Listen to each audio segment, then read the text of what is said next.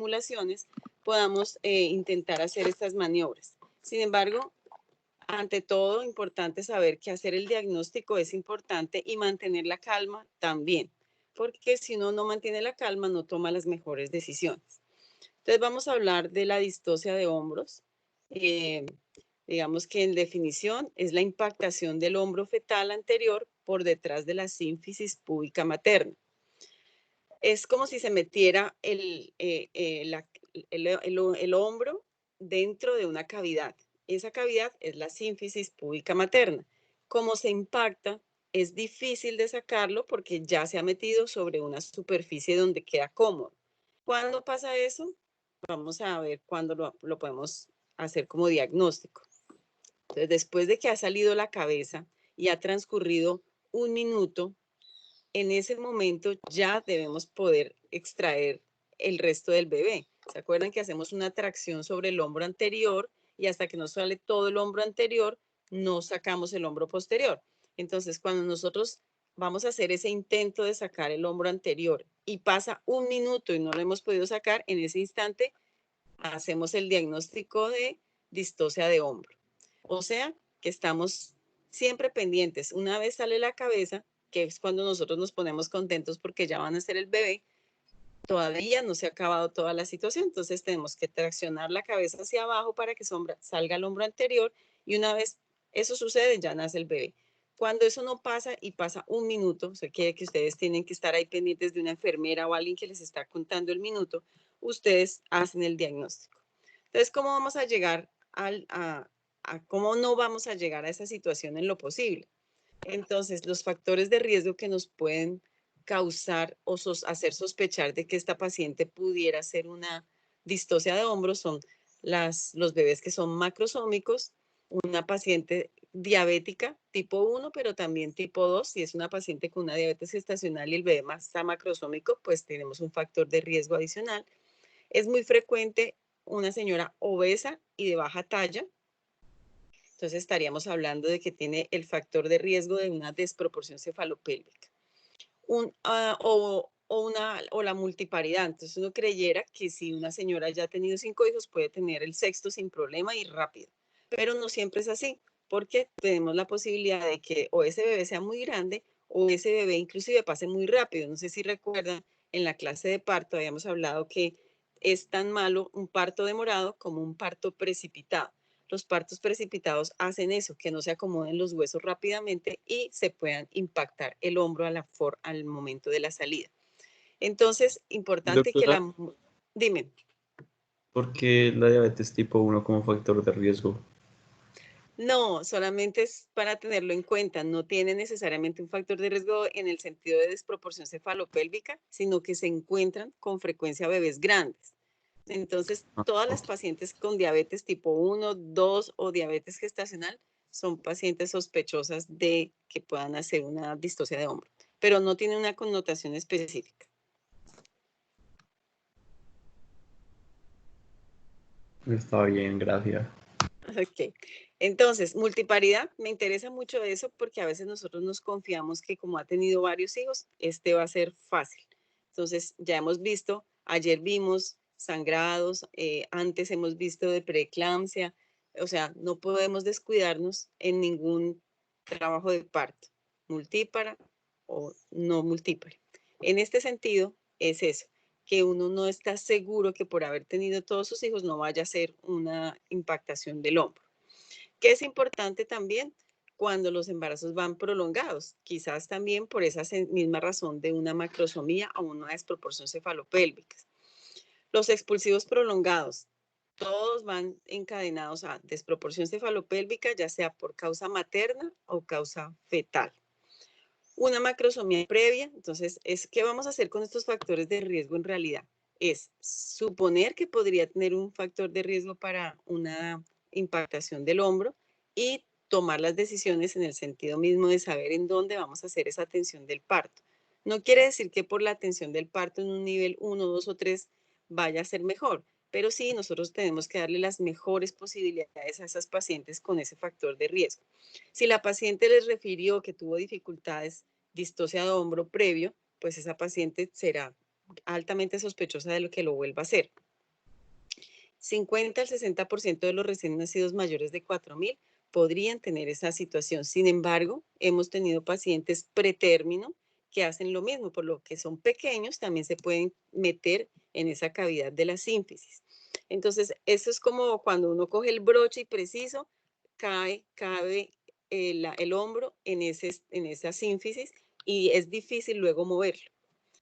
Entonces, para recordar siempre, entonces que la distocia de hombro es una urgencia obstétrica, no siempre esperada, o sea, uno podría sospechar que lo haga, pero en realidad no lo está esperando siempre, potencialmente catastrófica, porque ya vamos a ver todas las cosas que pueden ocurrir si uno no hace las cosas al derecho, y obviamente podría tener dificultades no solo fetales, porque puede quedar con secuelas el bebé, sino también maternas, porque a veces todas esas situaciones de riesgo nos hacen hacer maniobras que no son las adecuadas. Entonces, importante es eso, que estemos con la cabeza tranquila. Si uno ya sabe lo que tiene que hacer, probablemente lo va a hacer en orden. Por eso esos simulacros son importantes, por eso estas revisiones son importantes. Que es importante que aun cuando es infrecuente e impredecible, pues tiene una alta morbilidad neonatal. Y pues razón de más para hablar de consecuencias médico-legales, porque el bebé pues podría llegar a morirse, pero con frecuencia lo que queda es con secuelas, secuelas usualmente del plejo braquial.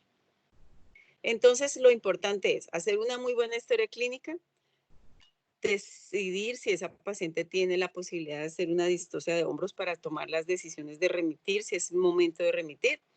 Y aún sabiendo que el bebé no es macrosómico, no tiene factores de riesgo y todo lo vamos a tener, esos partos de bajo riesgo podrían tener en alguna manera o la posibilidad de hacer una distocia de hombros, razón por lo cual ustedes están en esta clase, porque tienen que tener la certeza de hacer las cosas en el orden que se debe hacer para poder solucionarlo.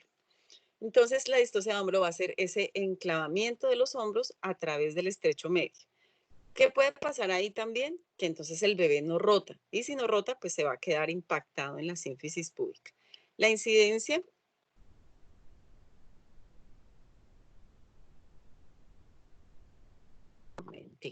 La incidencia entonces es de 0.2 a 2.1% de todos los partos. Usualmente hay un aumento del diámetro biacromial. Uno dice, digamos popularmente, que si cabe la cabeza, cabe el resto. Pero a veces los hombros son más grandes inclusive que la cabeza y por eso puede quedarse atrapados en la sínfisis. Hay que tener en cuenta entonces una gestación postérmino pensando en una macrosomía, una obesidad más talla baja, porque nos está hablando de una desproporción cefalopélvica, la historia de macrosomía y la historia de distocia de hombros. O sea que tenemos que hablar mucho, mucho con las pacientes para uno poder anticiparse a todas estas catástrofes. ¿Qué es importante? Que estemos haciendo un partograma. En el partograma vamos viendo el descenso, sobre todo, de ese trabajo de parto. Y si nosotros vamos viendo que ese progreso del descenso está anormal, podemos sugerir o sospechar una, una macrosomía o una desproporción cefalopélvica. Aquí, como les estoy mostrando también, el parto precipitado también podría ser una forma de hacer una distocia. Y el parto precipitado puede ser por ella sola o por un aumento en la dosis de oxitocina. Entonces, es muy importante que la paciente no se quede sola en esa conducción del trabajo de parto. El acompañamiento de nosotros es vital. Si uno no tiene la posibilidad porque tiene 3, 4 o 5 partos o tiene otra cosa, debe quedarse alguien acompañando a la paciente. De hecho, ya hay enfermeras especializadas en esa conducción del trabajo de parto porque es justo ahí en donde uno tiene que hacer el diagnóstico. Hacer el diagnóstico anticipado de una macrosomía nos va a ayudar muchísimo. Y se habla que lo que más nos preocupa a nosotros va a ser la prevención de esa lesión del plejo braquial, pero también pues disminuir la mortalidad de esos bebés. ¿Cuál será el riesgo más importante? Entonces el bebé grande, 1.8 en riesgo, un bebé mayor de 4 gramos, de 4 kilogramos, o sea, de 4.000 gramos, será posible que haga una distocia de hombros y el 50% de madres con fetos macrosómicos tienen un factor de riesgo identificable de distocia.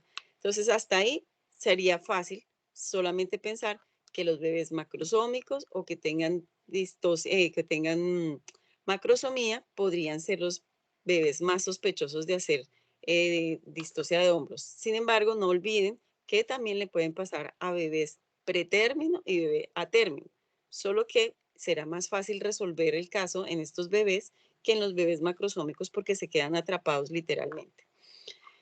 Eh, las madres diabéticas que no tengan control, seguramente, o los bebés mayor de 4.500, esos bebés usualmente, si ustedes se dan cuenta, nosotros los pasamos a cirugía solo por el posible riesgo de una complicación grande en el parto. La estimación del parto, aquí dice que estimación del peso fetal, pero sabemos que en las ecografías, sobre todo esas ecografías que son demasiado rápidas, quizás no hacen esa estimación tan certera. Se habla que más o menos entre 200 y 400 gramos puede ser la variación entre el peso que dice el ecografista y el peso real.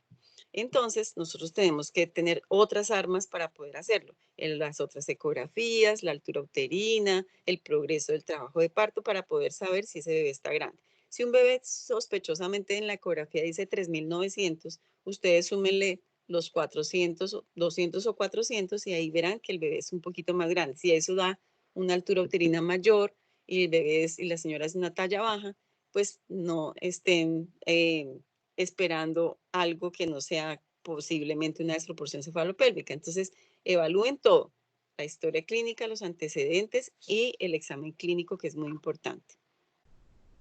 Entonces, a las macrosomías, uno dice si los partos de ella han sido todos grandes, si ha podido tener una pelvis adecuada, uno le puede dar prueba de trabajo de parto, pero debe estar encima para saber cómo va progresando. Si se está demorando en el descenso, es mejor pensar en la posibilidad de operar. En toda la presentación, les quiero pedir ahí disculpas, porque pues yo no la podía modificar, pero en toda la presentación está mal escrito cesárea, ¿no? Entonces cesárea es con E y no con I.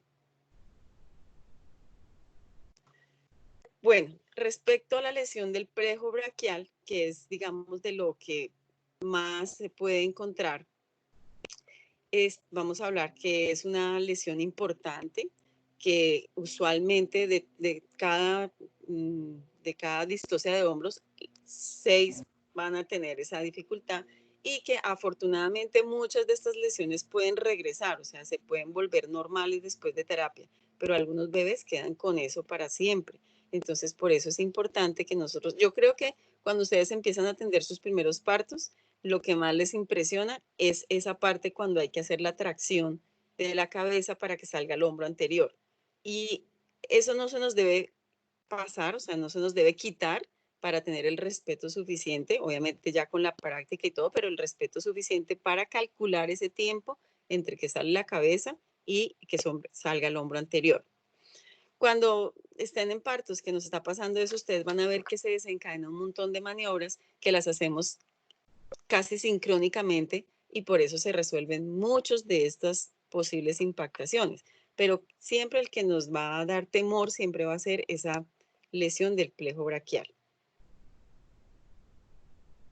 El plejo braquial también se puede dañar no solamente en estos bebés que se les impacta el hombro, también se puede producir en un parto convencional normal, inclusive en una cesárea. En las cesáreas, cuando son difíciles de extraer los bebés, también pueden hacer lesiones del plejo. Entonces, los que están recibiendo los bebés, si son ustedes o sean los neonatólogos, una de las cosas que deben evaluar es la movilidad de los brazos y de las piernas una vez nace el bebé. O sea que no necesariamente la cesárea va a impedir la posibilidad de que haya una lesión en el plejo braquial. ¿Sí? Es muy importante que lo tengan en cuenta. También pasa con los bebés en podálico. También esos bebés, cuando uno los está sacando, podrían tener una lesión en el plejo braquial. Entonces, el brazo posterior, cuando se impacta en el pubis, hace que se pegue ahí de la manera importante, tan importante que ni siquiera en cesárea a veces es fácil impedir que se dañe el nervio periférico. El 71% de todos los neonatos con trauma al nacer pueden tener, no necesariamente tuvieron alteraciones en el parto, pueden ser después del nacimiento. Uno ve que el bebé puede tener alguna lesión. Estas lesiones, como ya les dije, pueden regresar si no son tan traumáticas, pero a veces van a ver que nos toca fracturar la clavícula para poder desimpactar el hombro. Entonces, pues obviamente la posibilidad de una parálisis permanente de ese plejo braquial, pues es un poco mayor. Esa presión ejercida sobre el cuello, a la altura de la sínfisis peviana, nos va a producir contracciones sostenidas, muy parecidas a los del abrupcio. Entonces ahí es donde nos empezamos a descontrolar. Importante, como ya les dije desde el comienzo, que mantengamos la calma para poder pensar, usualmente pedir ayuda.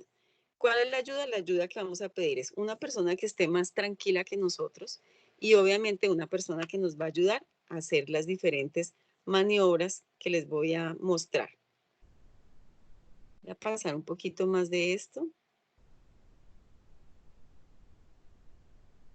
Porque pues un poquito ya se los dije. Entonces, ¿qué es importante de estos consejos cuando tenemos una distocia de hombro? Que no hagamos una tracción enloquecida, desmedida quiere decir muy brusca de la cabeza para que no tengamos esa posibilidad de traccionar el plejo. La otra que ya les había hablado ayer también, no debemos hacer esa presión de Klisteller sobre la barriga. ¿Por qué? Porque además de producir trauma en las costillas, lesión hepática, ruptura uterina, también hacemos que se impacte más ese hombro en la sínfisis púbica. Importante entonces que después de la expulsión de la cabeza estemos contando el tiempo. El tiempo alguien no lo puede contar, no lo puede contar la enfermera, no lo puede decir el anestesiólogo si lo tenemos al lado. Es importante que como el tiempo para nosotros que estamos en la acción estresados es tan difícil de medir, es importante que alguien nos esté evaluando el tiempo. Igual siempre necesitamos el tiempo para ver el alumbramiento, el tiempo para saber en qué momento tenemos que actuar, en qué momento va a salir la placenta, en fin. Entonces, el tiempo para nosotros es muy importante. Consejos, entonces vamos a ver las maniobras externas que vamos a hacer. Es importante la sedación o si no tenemos sedación, si no tenemos anestesia general de preferencia, pues es sedación que nosotros tenemos que aprender. Cuando hablen de código rojo, ahí van a hablar de sedación. Esa misma sedación que utilizamos en el código rojo es la misma sedación que vamos a hacer para esta, porque ya en este punto la mamá no nos va a ayudar demasiado en el pujo. Entonces podemos sedarla un poco para que se nos relaje un poco esos músculos y podamos ayudar a desimpactar esta lesión del hombro. Bueno, otra vez ahí les repito que no hay que perder la calma. Entonces vamos a hacer a hablar de las maniobras que vamos a hacer y luego vamos a ver como la secuencia de lo que vamos a hacer. Entonces, Adrián, ¿le mandaste las imágenes a todos? Sí, doctora. Listo, mandémosla y entonces vamos viendo las maniobras. Entonces, la maniobra de Masanti es la presión suprapúbica para desimpactar el hombro anterior. Cuando yo lo voy a hacer, cuando yo tengo el diagnóstico de una distocia de hombros, yo hago dos maniobras de una vez. Esta, que es la de presión sobre el pubis, que se parece mucho a esa presión que hacemos, que yo les enseñé cuando tenemos un podálico en trabajo de parto. ¿Se acuerdan que uno hace una maniobra que se llama Morisot? Si no se acuerdan, es que uno coloca las manos en la boca del bebé y una persona, que no es uno mismo, otra persona hace una presión suprapúbica. En ese sentido, hace que digamos, que se desprenda la cabeza y uno pueda sacar al bebé. Esta misma presión suprapúbica es la que hacemos cuando tenemos la impactación del hombro. Entonces, esta Masanti, que es la presión suprapúbica de la sínfisis púbica, hace que uno rote un poco el diámetro y pueda sacar el hombro. Pero si esta la acompañamos de esta de McRoberts, que es flexionar al máximo los muslos hacia atrás, más haciendo la fuerza sobre el pubis, usualmente con estas dos solucionamos todo. Entonces, si se dan cuenta, necesitamos una persona que nos ayude. Entonces, trabajar solos no nos sirve mucho en casi ninguna de estas cosas de emergencia. Entonces, ayúdense, siempre tengan una persona a la que ustedes puedan llamar para que hagan. Uno no puede enseñar en el momento de la urgencia. Entonces, por eso tiene que hacer o simulacros, o trabajar en equipo, o tener una persona a quien ustedes puedan llamar. Entonces, Una vez ustedes hacen el diagnóstico de la distocia de hombros, lo que hacen es echar las piernas de la paciente hacia atrás, o sea, las quitan de los estribos y ponen las piernas hacia atrás, y la persona que les está ayudando va a hacer la presión sobre el pubis para tratar de desimpactar ese hombro y ya poder sacar al bebé. ¿Hasta ahí estamos claros?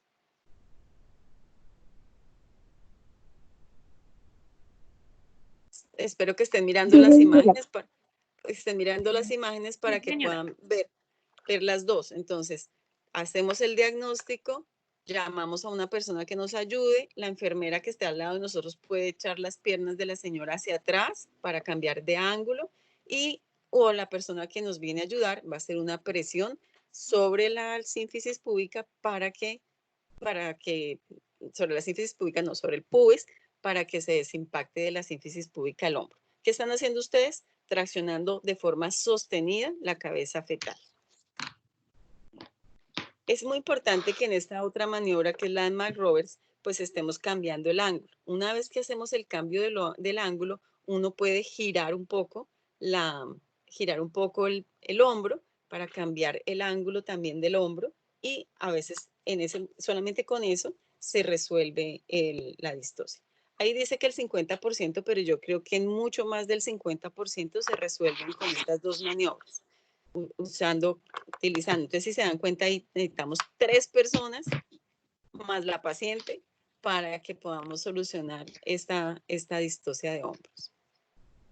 Esta maniobra de Rubin es una presión lateral para desimpactar el hombro anterior. No me han preguntado, pero el que siempre se pega es el hombro anterior, el hombro posterior nunca, porque ahí hay una concavidad, que es la concavidad del sacro, que nos va a ayudar siempre a que pueda salir el bebé. La que se impacta siempre es la parte anterior. Entonces lo que tenemos es que girar la pelvis para que nosotros veamos y giramos el cuerpo del bebé hacia un lado oblicuo para que no quede perpendicular y pueda desimpactarse ese hombro. Esta es la maniobra de Good. No sé, espero si están viendo las imágenes, espero que sí. Sí, doctora. Sí, señora. Entonces, este es presión. Pueden poner las manitas sobre si alcanzan a meter los dedos sobre los hombros, sobre las axilas del bebé, la idea es intentar girar como si fuera un tornillo, girar un poco el bebé para que se desimpacte. Entonces colocan igual la de McRoberts, están haciendo la presión y además ustedes están colocando los dedos como en la axila del bebé para girarlo, a ver en esos movimientos, girarlo para poder intentar desimpactar la parte biacromial del bebé. Si uno no lo logra hacia un lado, digamos hacia la izquierda, entonces hace lo mismo intentando hacer hacia la derecha, tratando de moverlo, girarlo para poder desimpactar. Entonces habla de que Good inversa, pero en realidad es eso. Lo giran hacia un ángulo y si no lo logran, lo giran hacia el otro. ¿Qué es importante ahí? Pues que no esté el cordón cerca comprimiendo, ¿no? Porque entonces estaríamos además angustiados porque estaría con compresión del cordón, o sea que el bebé estaría sufriendo también por un problema de hipoxia. Si no está pasando eso, si el cordón está bien, el bebé no tendría por qué desacelerar ni tener dificultades de tipo cardíaco, digamos, de hipoxia. Cuando eso no pasa, entonces, Doctora, dígame. ¿qué sería la diferencia entonces entre la de Rubin y la de Watts? Devolvámonos un poquito. A ver. Entonces, esta necesitamos un plano oblicuo, o sea que yo necesito mover el hombro para un lado o para otro. Normalmente, ¿cómo están haciendo el bebé? Están haciendo perpendicular los hombros, o sea, están en línea recta, longitudinal, hacia mi mirada. ¿Yo qué tengo que hacer? Girarlo para la izquierda o para la derecha, colocando los dedos debajo del hombro para girarlo. Las otras personas me están ayudando con las piernas y me están ayudando con la presión. Si ese lo juntamos con este, que quiere decir darle más vuelta, tenemos que girarlo mucho más, como si fuera un tornillo, pues ahí nos está dando la presión, nos está cambiando el ángulo. No sé si me hice entender ahí. Sí, señora. Bueno, entonces vamos Doctora, una combinando las... pregunta. Entonces, vamos en cronología. Sale la cabeza y el hombro está recto. Como pasa mucho tiempo para nosotros es 1 minuto, entonces llamamos a esas personas que nos van a ayudar. Esa tercera persona, porque usualmente uno está acompañado con la enfermera. Entonces la enfermera ya está haciendo la maniobra de McRoberts, que es traccionando las piernas hacia atrás. Y la persona que viene nueva nos va a hacer la presión suprapúbica para nosotros empezar a traccionar la cabeza de forma sostenida. Si eso no ocurre, entonces colocamos los dedos debajo de la axila del bebé y seguimos haciendo esas maniobras, pero rotando hacia las manecillas del reloj o a la inversa. Entonces ahí están las otras dos maniobras con la intención de que eso se desimpacte.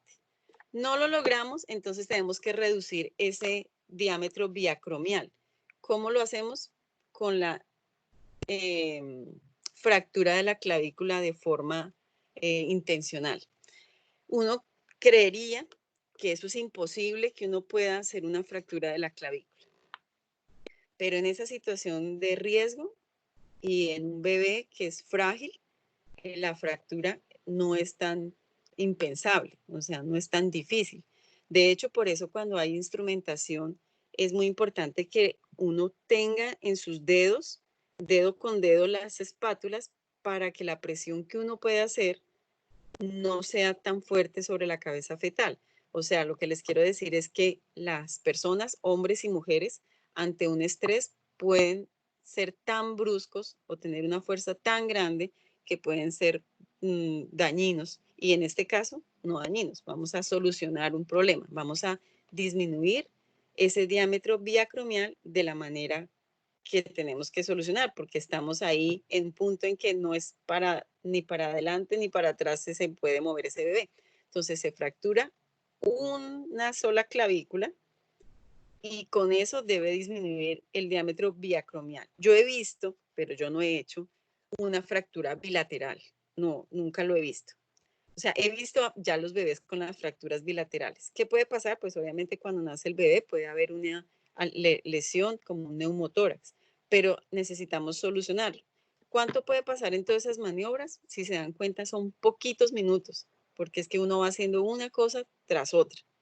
Si no pudo hacerlo de esa manera, nosotros tenemos muchos riesgos. El riesgo principal, pues es obviamente que el bebé tenga un sufrimiento, inclusive que pueda morir por compresión, sobre todo porque el cordón está muy cerquita de estar comprimiéndose. Si nosotros hacemos la fractura y aún así no ha salido, uno intenta ya con eso poder sacar el hombro posterior, el brazo posterior.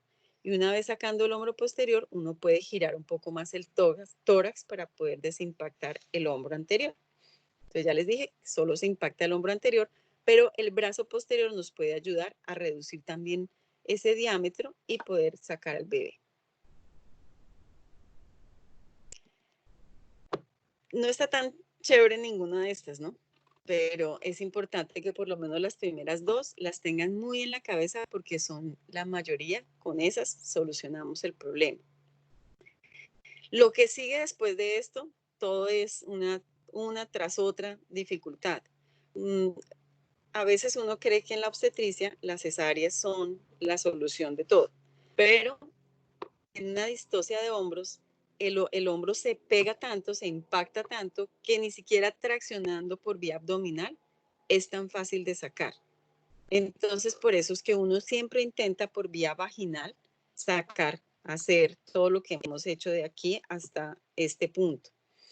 ¿Qué debemos hacer? Siempre vamos a recolocar la cabeza, entonces volvemos a girar, así como giramos en la variedad, como giramos en el del tornillo, tenemos que seguir reacomodando la cabeza. Al moverlo, la idea es que al moverlo se desimpacte el hombro. Básicamente eso es lo que tenemos que hacer, girar la cabeza con la intención de que se desimpacte el hombro, que se mueva. Por eso a veces hay que hacer un poquito de fuerza. No sé si ven ahí la imagen, pero ahí hay una imagen de la maniobra, en donde uno está girando la cabeza para que eso esté, para que se pueda desimpactar.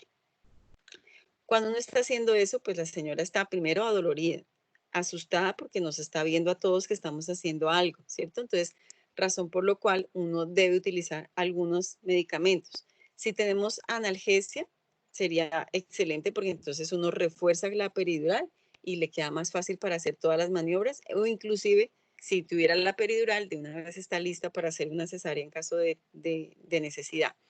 Pero si no, se puede uteroinhibir rápidamente, o sea, se hace que se relaje el músculo uterino y se puede utilizar la terbutalina subcutánea con la intención de que se relaje el músculo y uno pueda mover un poco más la cabeza.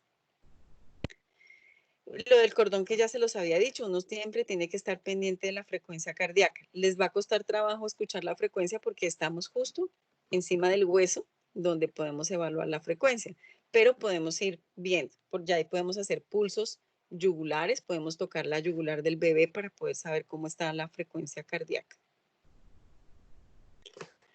Las cesáreas que son de rescate terminan usualmente inclusive con histerectomía, con lesión de vejiga, inclusive con lesión de la vagina, o sea que no es la mejor conducta, aun cuando aparentemente parezca fácil que con la primera sospecha de distocia de hombro uno vaya a operar, pues ya se dan cuenta que no es fácil devolver un bebé que ya está más allá de sus hombros. Entonces esta a veces requiere cosas desafortunadas. No necesariamente el bebé pueda salir con vida, aún haciéndole la cesárea, la histerotomía de rescate. Necesito preguntas, y hay preguntas ahí para resolverlas.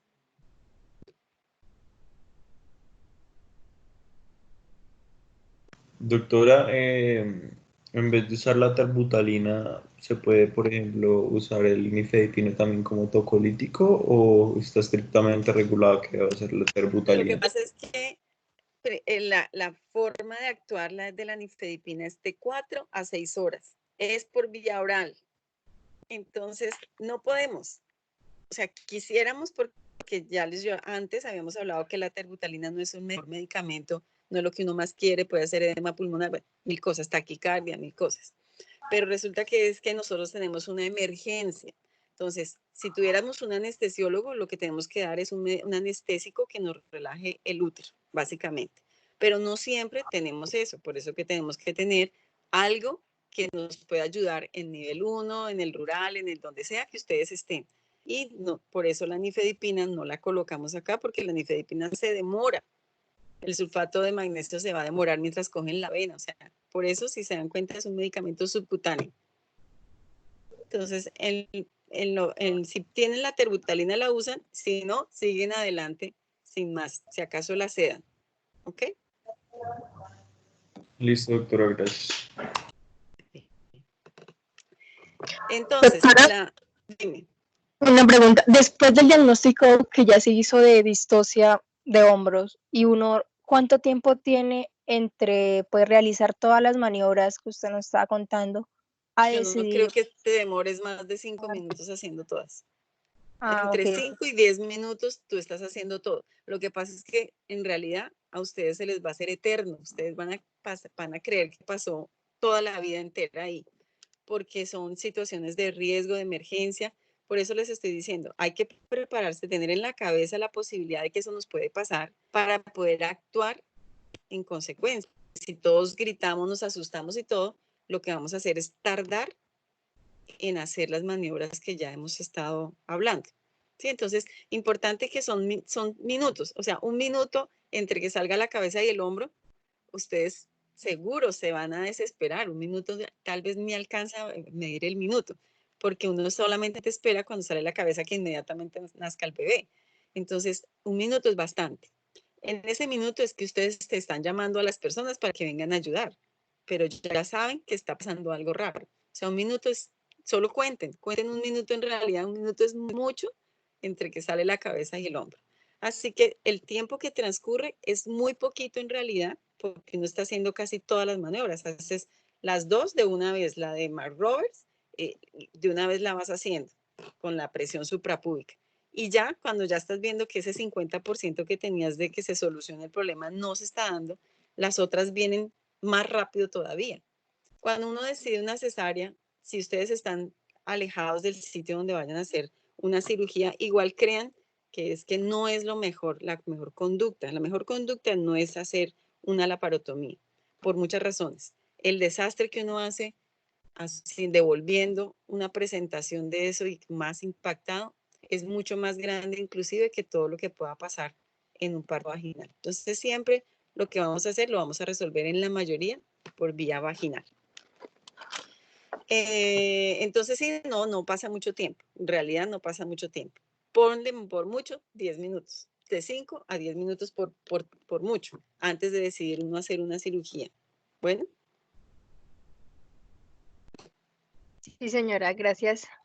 ¿Qué nos va a salvar? Nos va a salvar la historia clínica.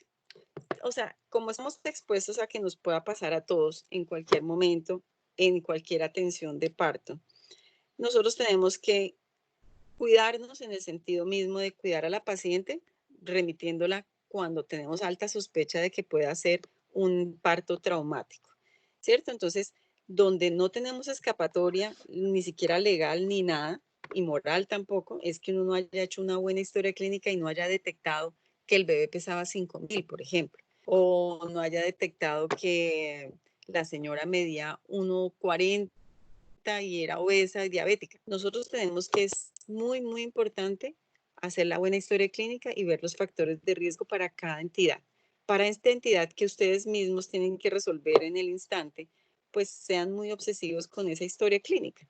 Si nosotros hacemos una buena historia clínica y ella no tenía factores de riesgo para hacer una distocia de hombro y la presenta, pues no tenemos problemas legales. Aún se presenten dificultades con el bebé. ¿Por qué? Porque era algo inesperado. ¿Ok?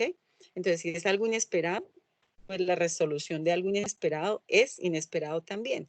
Pero aunque pase con un pretérmino o que les pase en un parto con un peso adecuado, si ustedes siguen las normas en cuanto a las maniobras en el seguimiento, la mayoría resuelve. Como me toca contarles todo lo que puede pasar, pues terminan ustedes un poco preocupados y asustados. Pero la mayoría resuelven con las dos primeras o inclusive con la tercera maniobra, para que tampoco queden tan asustados con esto. Entonces, ¿qué es importante? Entonces, que es una complicación que nos asusta a todos, médico general, obstetra, el superobstetra, todo el mundo le va a temer a una distocia de hombro, que afortunadamente no es tan frecuente, o que las que poquitas que se presentan resuelven con las maniobras iniciales. Si se dan cuenta, ahí dice el 50% de estas distocias de hombros no tienen esos factores de riesgo. Quiere decir que nosotros estamos trabajando con un 50% para poder remitir. Y a los demás, todas les puede pasar. Así como cuando hablamos de preeclampsia o de código rojo, a todas las personas les puede pasar un código rojo, pero hay un alto porcentaje de factores de riesgo que nosotros tenemos que evaluar en la historia clínica. Entonces, este sí es un datico del doctor, dice, una onza de prevención vale una libra de curación. Que es como todo, la historia clínica nos va a salvar de la mayoría de todas las complicaciones. Importante entonces que paciente diabética, obesa, macrosómicos, pueden ser pacientes que puedan hacerlo, pero que a todas las pacientes les podría pasar.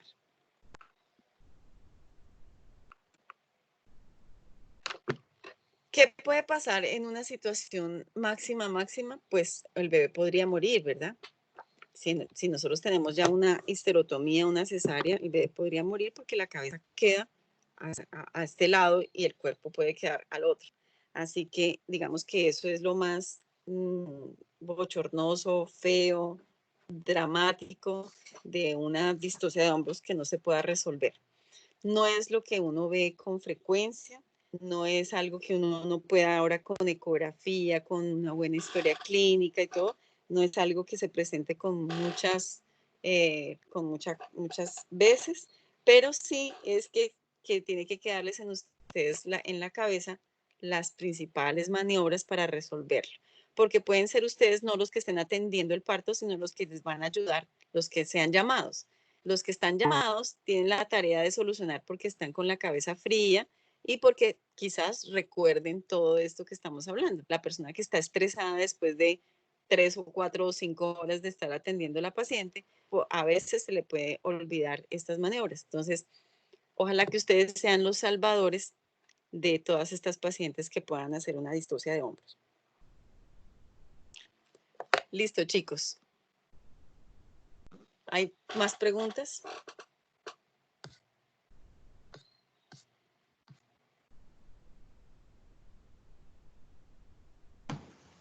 Bueno, al parecer no, doctora. Al Muchísimas parecer no. Quedaron sorprendidos. Vuélvanse a ver las imágenes de los dibujitos. Yo siempre les doy la posibilidad de que cuando vamos a empezar clase me pregunten cosas de las clases pasadas. No he sentido ninguna pregunta. Yo espero que haya quedado todo claro y no que no pregunten.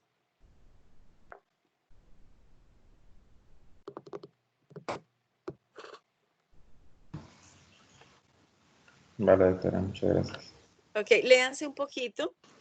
Ya como ustedes en este semestre también ven neonatos y ven adaptación del recién nacido, léanse un poquito de cómo se ve en la parte de reanimación del neonato una lesión del plejo braquial.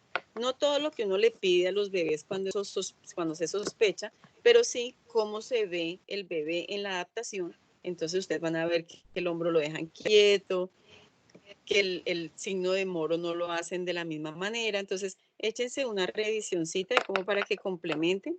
Una vez reciban al bebé después de esta situación difícil, cómo evalúan si hay una lesión del plejo braquial. Y cuando uno sospecha la lesión, que yo saqué un bebé con distocia de hombro, es mejor hacerle todos los exámenes para cogerlo a tiempo y poderlo ayudar y no que digamos que la mamá llegue una semana después con el bebé con una lesión. Entonces, revisen cómo recibir un bebé evaluando que no tenga lesión del plejo braquial. Y además que eso les sirve para todas las evaluaciones y adaptaciones neonatales, porque si ustedes ven eso, empiezan a tratar. La fractura de clavícula, la clavícula ustedes saben que inclusive la de ustedes es muy frágil, entonces la de un bebé más.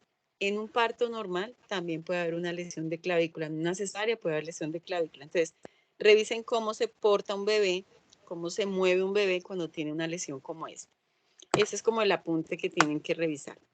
¿Ok?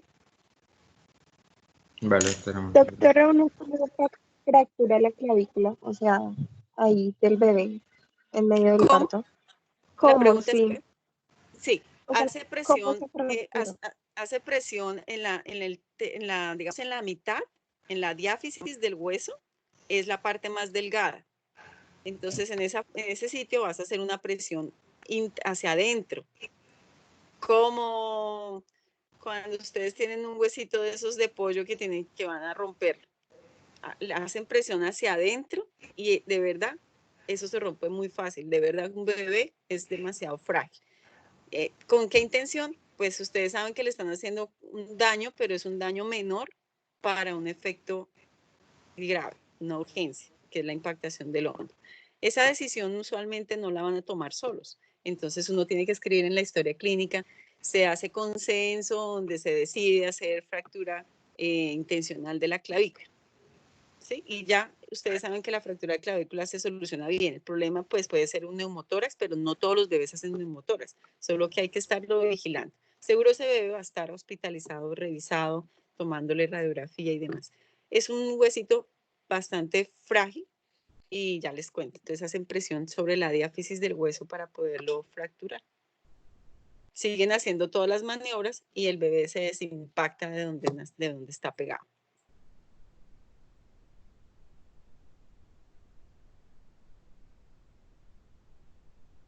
¿Listo? Doctora. Ok. Mañana les mando todas las indicaciones del examen. Un abracito para todos. Muchas gracias, doctora. Que esté muy bien. Gracias, doctora. Hasta luego. Hasta luego, doctora. Gracias, doctora. Gracias, doctora. Chao, niños.